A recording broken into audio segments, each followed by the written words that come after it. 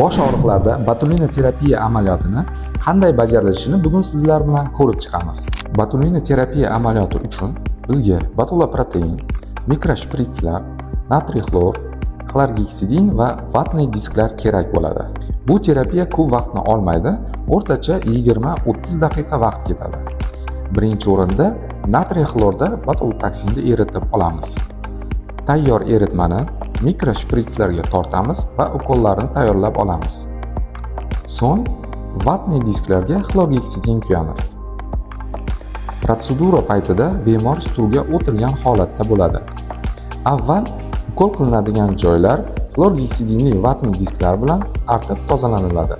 So'ng mikroshpritslarda botulotoksinni bosh teri ostiga maxsus tochkalarga yuboramiz.